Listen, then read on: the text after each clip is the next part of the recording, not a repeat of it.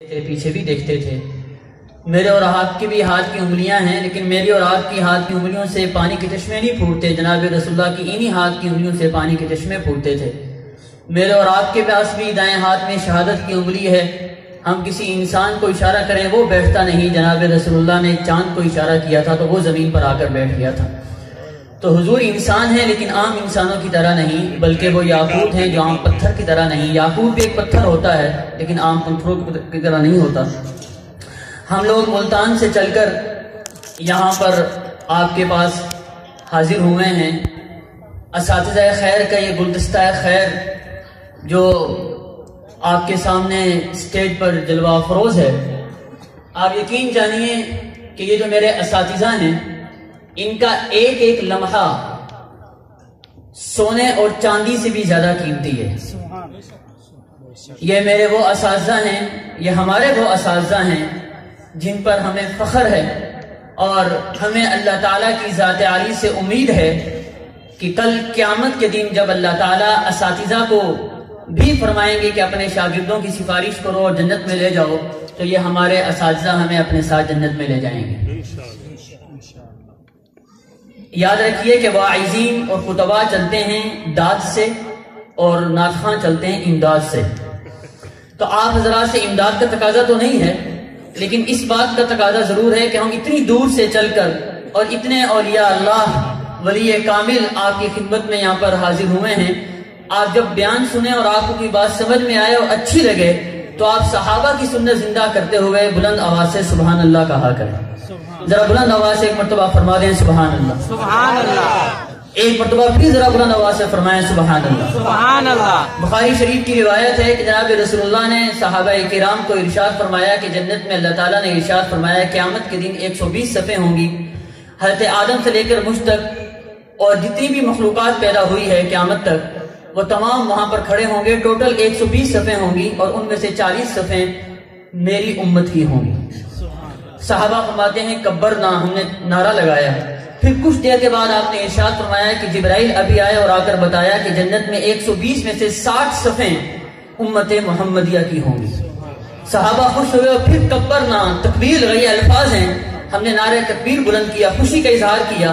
پھر کچھ دیر کے بعد آپ نے فرمایا جبرائیل آئے اور ان سے کہا کہ کل جنت میں 120 صفوں میں سے 2 ثلث یعنی 80 صفیں امت محمدیہ کی ہوں گی۔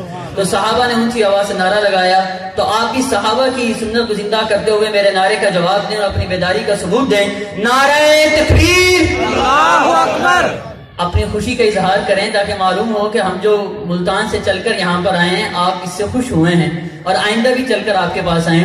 نعرہ تکبیر، اللہ اکبر۔ ہر ساتھی زبان سے اللہ کا نام بلند کرے، نعرہ تکبیر، اللہ اکبر۔ اب میں جو نعرہ لگاؤں گا اس کے جواب میں آپ محمد الرسول اللہ کہیں گے۔ نعرہ رسالت، محمد الرسول اللہ سے، نعرہ رسالت، محمد الرسول اللہ، سر بکف سر بلند، دیوبند دیوبند، سر بکف سر بلند، دیوبند دیوبند، مدارس دینیہ زندہ باد، اسلام زندہ باد، پاکستان زندہ باد۔ اب میں ملتمس ہوں اپنے استاد محترم استاد الحدیث حضرت مولانا محمد اظہر صاحب دامت برکاتہ العالیہ سے کہ وہ تشریف لائیں اور اپنے واعظ سے ہمارے دلوں کو منور فرمائیں۔ استاد محترم مولانا محمد اظہر صاحب دامت برکاتہ العالیہ۔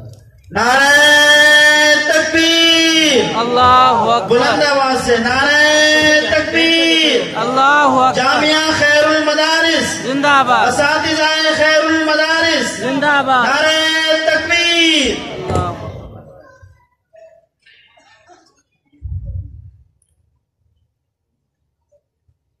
الحمد لله وحده والصلاة والسلام على من لا نبي بعده وعلى آله وأصحابه الذين أوفوا عهدا. أما بعد فأعوذ بالله من الشيطان الرجيم. بسم الله الرحمن الرحيم. قل إن كنتم تحبون الله فاتبعوني يحببكم الله ويغفر لكم ذنوبكم والله غفور رحيم. وقال النبي صلى الله عليه وسلم لا يؤمن أحدكم حتى أكون أحب إليه من والده وولده والناس أجمعين.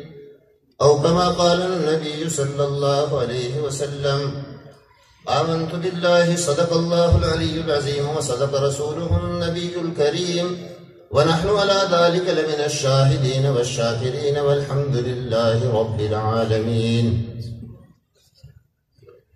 حضرات علماء کرام اور رحیم جار خان کے اساتذہ حدیث، علماء کرام اور اہل اسلام، یہ ابھی ربیع الاول کا مہینہ چل رہا ہے اور کچھ لوگ ربیع الاول میں امام الانبیاء والمرسلین، محبوب رب العالمین، قائد الغر المحجلین، صاحب مقام محمود، صاحب لواء الحمد، نبی اکرم رسول محتشم صلی اللہ علیہ وسلم کا تذکرہ کرتے ہیں اور پھر باقی 11 مہینوں میں بھول جاتے ہیں. لیکن ہمارا یہ عقیدہ ہے کہ جب تک یہ دھرتی موجود ہے، جب تک اس میں مسجدیں موجود ہیں، جب تک ان مسجدوں میں اذانیں اور تکبیریں ہو رہی ہیں، سرکار دو عالم نبی کریم صلی اللہ علیہ وسلم کا تذکرہ اور آپ کا ذکر بلند ہوتا رہے گا. اللہ رب العزت نے جب قرآن کریم میں وَرَفَعْنَا لَكَ ذِكْرَكَ ارشاد فرمایا تو صحابہ کرام نے حضور علیہ السلام سے اس کی تفسیر پوچھی تو آپ نے ارشاد فرمایا کہ اس کا مطلب یہ ہے کہ حق تعالی شانہ نے یہ فرمایا ہے اذا ذکرت ذکرت معی، اے میرے محبوب جب میرا ذکر کیا جائے گا آپ کا بھی ذکر کیا جائے گا. جہاں میری بات ہوگی آپ کی بھی بات ہوگی. کلمہ میں میرا ذکر ہے آپ کا بھی ذکر ہے، شہادتین میں میرا ذکر ہے آپ کا بھی ذکر ہے، اذان میں میرا ذکر ہے رسول اللہ کا بھی ذکر ہے، تکبیر میں اللہ کا ذکر ہے رسول اللہ کا بھی ذکر ہے، التحیات میں اللہ کا ذکر ہے، حضور علیہ السلام کا بھی ذکر ہے. جب تک خدا کی خدائی موجود ہے اور اللہ کا ذکر ہو رہا ہے، محمد الرسول اللہ کا ذکر بھی ساتھ ہوتا رہے گا. اس لیے ہمارا عقیدہ یہ ہے کہ حضور علیہ السلام کی سیرت، آپ کا مبارک تذکرہ، آپ کی عالی شان یہ کسی مہینے کی پابند نہیں ہے، بلکہ یہ پورا زمانہ اور قیامت تک کی صبح تک نبی کریم صلی اللہ علیہ وسلم کا ذکر مبارک حق تعالی شانہ کے ذکر کے ساتھ رہے گا اور بلند ہوتا رہے گا. تو میرے دوستو، ہمارے جامعہ کے استاد الحدیث مولانا شمشاد احمد صاحب دامت برکاتہم نے بہت اچھے موضوع کا آغاز کیا ہے. انہوں نے حضور علیہ السلام کی محبت کے بارے میں اور نبی کریم صلی اللہ علیہ وسلم کی شان اقدس کے بارے میں بہت قیمتی باتیں آپ کو بتائی ہیں. حقیقت یہ ہے کہ نبی کریم صلی اللہ علیہ وسلم کی محبت ایمان کی بنیاد ہے. ہمارا یہ عقیدہ ہے کہ جس طریقے سے خدا سے غافل ہونا اس بات کی دلیل ہے کہ اس کا ایمان ناقص ہے، اسی طریقے سے حضور علیہ السلام کی محبت کی کمی ہونا دل میں یہ بھی ایمان کے ناقص ہونے کی علامت ہے. علماء دیوبند اہل سنت والجماعت کا یہ عقیدہ ہے کہ کوئی شخص نبی کریم صلی اللہ علیہ وسلم کی محبت کے بغیر مومن نہیں ہو سکتا. ہمارے علماء نے اپنی کتابوں کے اندر یہ صراحت کر دی ہے کہ حضور علیہ السلام کے حقوق اگرچہ بہت زیادہ ہیں، طویل فہرست ہے، لیکن ہمارے علماء نے حضور علیہ السلام کے حقوق کو 3 جو جنس ہے یا 3 نوع ہیں ان میں بند کیا ہے کہ 3 حق حضور علیہ السلام کے ایسے ہیں کہ سارے حضور علیہ السلام کے حقوق اس کے اندر آ جاتے ہیں. ان میں سے پہلا حق نبی کریم صلی اللہ علیہ وسلم کی محبت ہے، حضور علیہ السلام سے عشق ہے، نبی کریم صلی اللہ علیہ وسلم کے ساتھ پیار اور حضور علیہ السلام کی سنتوں سے تعلق ہے. دوسرا علماء نے فرمایا کہ دوسرا حق نبی کریم صلی اللہ علیہ وسلم کا اطاعت اور اتباع ہے کہ اگر حضور علیہ السلام سے محبت ہے تو آپ کی اتباع بھی کرے گا. تیسرا حق حضور علیہ السلام کا ادب اور حضور علیہ السلام کی تعظیم ہے. 3 حق ہو گئے. محبت آپ کا حق ہے، اتباع آپ کا حق ہے اور ادب اور احترام حضور علیہ السلام کا حق ہے. اور ہمارا عقیدہ یہ ہے کہ یہ تینوں چیزیں آپس میں لازم و ملزوم ہیں. جو شخص حضور علیہ السلام سے محبت کا دعویٰ کرے یہ ناممکن ہے کہ محبت کرے اور حضور علیہ السلام کی اتباع نہ کرے، یا حضور علیہ السلام سے کی اتباع کرے لیکن نبی کریم صلی اللہ علیہ وسلم کا اکرام اور احترام نہ کرے. اور اللہ نے یہ حقوق قرآن کریم میں مختلف آیات میں خود بیان فرمائے. یہ جو آیت کریمہ قل ان کنتم تحبون اللہ فاتبعونی یحببکم اللہ، اس میں حضور علیہ السلام کی محبت کو بیان کیا گیا ہے. قل اطیعوا اللہ یا ایھا الذین آمنوا اطیعوا اللہ واطیعوا الرسول، اس میں پیغمبر کریم صلی اللہ علیہ وسلم کی اطاعت اور اتباع کو بیان فرمایا گیا ہے. اور یا ایھا الذین آمنوا لا ترفعوا اصواتکم فوق صوت النبی ولا تجهروا بالقول كجهر بعضکم لبعض ان تحبط اعمالکم وانتم لا تشعرون، اس میں حق تعالی شانہ نے حضور علیہ السلام کے احترام اور ادب کو بیان کیا ہے. اس موقع پر ایک بات پر غور فرما لیں. ہمارے خیر المدارس کے اساتذہ یہاں پر آئے تو یہاں کے جو خیر المدارس کے فضلاء ہیں، ان اساتذہ کے شاگرد ہیں، انہوں نے آپ کو یہ بتایا کہ ہمارے اساتذہ آ رہے ہیں، ان کا ادب اور احترام کا تقاضا یہ ہے، ان سے آپ اس طریقے سے پیش آئیں، اس طریقے سے مصافحہ کریں، اس طریقے سے ان سے بات چیت کریں. یہ اساتذہ کے شاگردوں نے آپ کو بتایا کہ شاگرد بتاتا ہے کہ استاذ کا یہ احترام ہے. اسی طریقے سے میرے دوستوں، اگر کوئی بڑا حاکم آتا ہے تو چھوٹے افسر بتاتے ہیں کہ اس حاکم سے بات کرنے کا یہ سلیقہ ہے. اسی طریقے سے مرید جو ہوتے ہیں وہ اپنے پیر کے بارے میں بتاتے ہیں کہ پیر صاحب سے ملنے کے یہ آداب ہیں اور پیر صاحب کا اس طریقے سے احترام کیا جائے گا.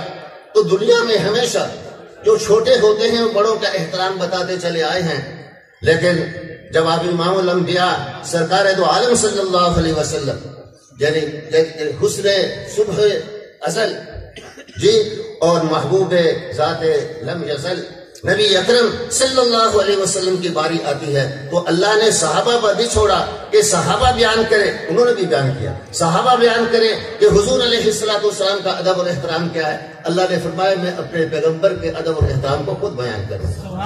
یا ایھا الذین آمنوا لا ترفعوا اصواتکم فوق صوت النبی، اللہ نے اپنے نبی کے ادب اور احترام کو خود بیان کیا. تو میرے دوستو، یہ تین چیزیں ایمان کی بنیاد ہیں اور یہ تین حقوق ہیں جن کو پورا کرنا ہر مسلمان کے لیے لازم اور اس کی ایمان کی تکمیل کے لیے ضروری ہے. لیکن اس کے ساتھ میں آپ حضرات کی خدمت میں یہ بھی عرض کرنا چاہتا ہوں کہ یہ جو محبت ہوتی ہے، محبت جو ہے یہ بے لگام نہیں ہوتی. محبت جو ہے بے لگام نہیں ہوتی. محبت کے کچھ تقاضے ہوتے ہیں. محبت ادب اور احترام کے تابع ہوتی ہے. جی یہ جو وہ کہا گیا کہ محبت تجھے خود آداب محبت سکھا دے گی، اور ادب پہلا کرینہ ہے محبت کے کرینوں میں. تو گویا حضور علیہ السلام سے جو محبت کا دعویٰ کرتا ہے، سب سے پہلے نبی کریم صلی اللہ علیہ وسلم کا احترام، حضور علیہ السلام کی تعظیم ضروری ہے. اگر کسی کے دل میں معاذ اللہ اس میں کمی ہے، اس نے حضور علیہ السلام سے جو محبت کا تقاضا ہے اس کو پورا نہیں کیا. جہاں تک حضور علیہ السلام سے ویسے محبت کا تعلق ہے، اہل ایمان تو محتاج ہیں، لیکن اللہ نے اپنے پیغمبر کو وہ محبوبیت عطا فرمائی ہے کہ صحابہ فرماتے ہیں کہ وہ چیزیں جن میں عام طور پر شعور نہیں ہوتا، جیسے درخت ہیں، جیسے پتھر ہیں، جیسے دنیا کی دوسری بے جان چیزیں ہیں، اللہ نے ان میں بھی اپنے محبوب کی محبت کو رکھ دیا. حضرت علی رضی اللہ عنہ کی مشہور حدیث ہے کہ میں ایک دفعہ حضور علیہ السلام کے ساتھ چل رہا تھا، مستقبلہ حجر ولا شجر ولا مدر الا قال الصلاۃ والسلام علیک یا رسول اللہ. ہم جس درخت کے پاس سے گزرتے تھے، جس پتھر کے پاس سے گزرتے تھے، جس ڈھیلے کے پاس سے اور جس ٹیلے کے پاس سے گزرتے تھے، وہ حضور علیہ السلام کو کہتا تھا الصلاۃ والسلام علیک یا رسول اللہ. اور آپ حضرات جانتے ہیں کہ نبی کریم صلی اللہ علیہ وسلم، حدیث میں آتا ہے واقعہ، امام بخاری رحمۃ اللہ علیہ نے بھی اس کو نقل کیا ہے اور مولانا جامی رحمۃ اللہ علیہ نے بھی اس کو منظوم بیان کیا، مولانا روم نے بھی بیان کیا ہے کہ نبی کریم صلی اللہ علیہ وسلم مسجد نبوی میں ایک یہ ستون تھا اس کا کھجور کا خشک تنا. حضور علیہ السلام اس کے ساتھ کھڑے ہو کر جمعے کے دن خطبہ ارشاد فرمایا کرتے تھے. تو مدینہ منورہ کی ایک خاتون صحابیہ اس کے دل میں یہ خیال آیا کہ حضور علیہ السلام اتنی دیر کھڑے ہو کر خطاب فرماتے ہیں، ممکن ہے حضور علیہ السلام کو دقت پیش آتی ہو، تکلیف ہوتی ہو، تو انہوں نے حضور علیہ السلام کے لیے ایک ممبر بنوایا کہ حضور علیہ السلام اس پر بیٹھ کر خطبہ ارشاد فرمایا کرے۔ تو مولانا روم رحمۃ اللہ علیہ نے لکھا ہے، یہ واقعہ نقل کیا ہے، اہل ایمان کے لیے سوچنے کی بات ہے۔ حضور علیہ السلام جب اس خشک تنے کو چھوڑ کر ممبر پر تشریف فرما ہوئے تو صحابہ فرماتے ہیں، اور اس کو 11 صحابوں نے نقل کیا ہے، صحابہ کرام نے 11 صحابے، تو اس اعتبار سے یہ ایک اعتبار سے متواتر کے درجے میں چلی جاتی ہے یہ حدیث۔ 11 صحابہ فرماتے ہیں کہ ہم نے اس باتوں کو نقل بھی کیا اور فرمایا کہ وہ کھجور کا خشک تنا حضور علیہ السلام کے وصال کی وجہ سے اس سے یوں رونے کی آواز آئی جیسے اونٹنی کا بچہ روتا ہے، اور وہ آواز پوری مسجد نبوی میں صحابہ کرام نے سنی۔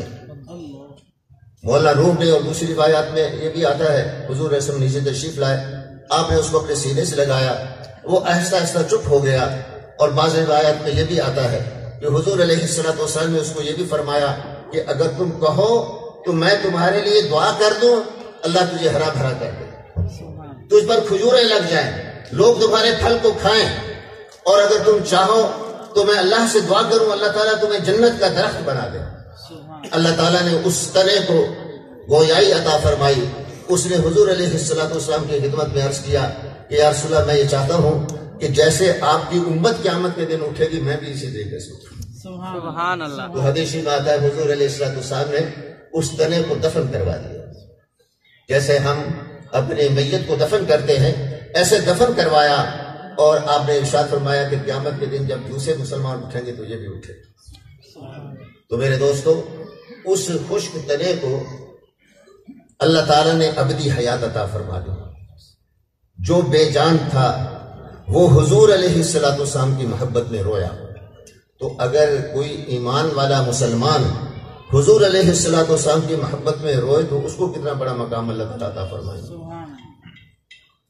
تو میرے دوستو، میں عرض کر رہا تھا، بس آخری بات عرض کرتا ہوں، نبی کریم صلی اللہ علیہ وسلم کی جو محبت ہے اس کے انداز مختلف ہیں۔ اس کی میں 2-3 مثالیں آپ حضرات کے سامنے عرض کروں گا تاکہ لوگ فتویٰ دینے میں جلدی نہ کریں کہ فلاں شخص کے دل میں محبت نہیں ہے، فلاں شخص کے دل میں محبت کی کمی ہے۔ ہم زیادہ عاشق رسول ہیں، محبت کے انداز مختلف ہوتے ہیں۔ میرے دوستو،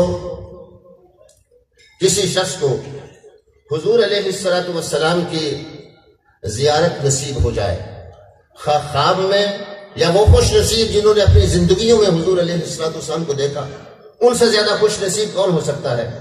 لیکن حضرت عبداللہ ابن عمرو ابن عاص رضی اللہ تعالیٰ عنہ فرماتے ہیں کہ اگر مجھ سے کوئی شخص پوچھے کہ حضور علیہ السلام کا حلیہ مبارک کیا تھا، آپ کا حسن کیسا تھا، آپ کا جمال کیسے تھا، حضور کوثر نیازی نے کہا ہے کہ نازاں ہے جس پہ حسن وہ حسن رسول ہے، نازاں ہے جس پہ حسن وہ حسن رسول ہے، یہ کہکشاں تو آپ کے قدموں کی دھول ہے۔ سبحان اللہ۔ تو بہرحال وہ کہتے ہیں کہ میں آپ کے حسن کو بیان نہیں کر سکتا۔ تو صحابہ نے پوچھا تو انہوں نے فرمایا وجہ اس کی یہ ہے کہ میں نے زندگی بھر آقا کو آنکھ اٹھا کر آنکھ بھر کر دیکھا ہی نہیں، اس لیے کہ آپ کی عظمت اتنی تھی، آپ کے حسن کا جلوہ ایسا تھا کہ مجھ میں یہ ہمت ہی نہیں ہوتی تھی کہ میں چہرہ نبوت کو اسی طریقے سے دیکھوں۔ اب یہ بھی ایک انداز محبت ہے۔ اسی طریقے سے میرے دوستوں، کسی صحابی کے لیے دور نبوت میں اس سے بڑی سعادت کوئی نہیں ہو سکتی کہ حضور علیہ السلام اس کی نماز جنازہ پڑھیں اور اس کے لیے دعائیں مغفرت فرما دیں۔ لیکن میرے دوستو، حضرت طلحہ رضی اللہ تعالیٰ عنہ حضور علیہ السلام کے جلیل القدر صحابی، غزوہ احد میں پیغمبر کریم صلی اللہ علیہ وسلم کا دفاع کرنے والے، اور غزوہ احد کے اندر یہ وہ صحابی ہیں جن کے تیر لگنے سے یہ 2 انگلیاں جو تھی کٹ گئی تھی، ان کی زبان سے بے ساختہ نکلا ہس عربی زبان میں کہتے ہیں ہائے۔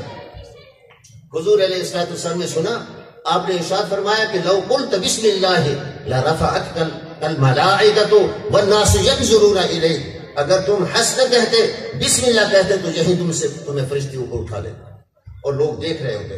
اتنے اونچے درجے کے صحابی ہیں، یہ بیمار ہو گئے۔ بیمار ہونے کے بعد انہوں نے وصیت کی اپنے گھر والوں کو کہ اگر میرا انتقال ہو جائے رات میں رات کی تاریکی میں، مغرب کے بعد یا عشاء کے بعد، تو کہا میرے انتقال کے بارے میں نبی اکرم صلی اللہ علیہ وسلم کو خبر نہ دی جائے۔ میں نے جیسے عرض کیا، ہر صحابی کی خواہش ہے کہ یہ مجھے دولت نصیب ہو جائے، حضور میرے لیے دعائیں مغفرت کر دیں، لیکن یہ بھی محبت کا انداز ہے کہ حضرت طلحہ فرماتے ہیں کہ میرے بارے میں اطلاع نہ کی جائے تاکہ حضور علیہ السلام کو رات کے وقت میرے جنازے میں آنے کی تکلیف نہ ہو۔ یہ بھی انداز محبت ہے۔ اسی طریقے سے میرے دوستو، مدینہ منورہ میں رہنا اور مدینہ منورہ میں زندگی گزارنا یہ کتنی بڑی سعادت ہے، بلکہ حضور علیہ السلام کے روزے کے بارے میں ہمارا تو عقیدہ یہ ہے کہ وہ جنت کا ٹکڑا ہے۔ وہ جو شاعر نے کہا ہے کہ جہاں روزہ پاک خیر الورا ہے، جہاں روزہ پاک خیر الورا ہے، وہ جنت نہیں ہے تو پھر اور کیا ہے؟ سبحان اللہ۔ اور کہاں یہ مدینے کی گلیاں، یہ قسمت نہیں ہے تو پھر اور کیا ہے؟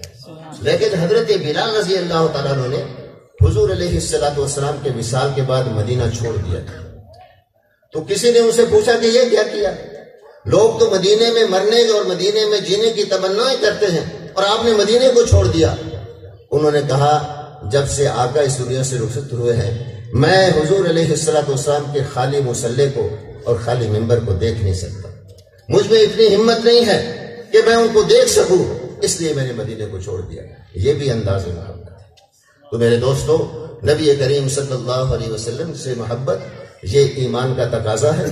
جب تک کوئی شخص ان تقاضوں کو پورا نہیں کرتا، جیسے محبت ہے، اتباع ہے، حضور علیہ السلام کا ادب اور احترام ہے، اس کا ایمان کامل نہیں ہوتا۔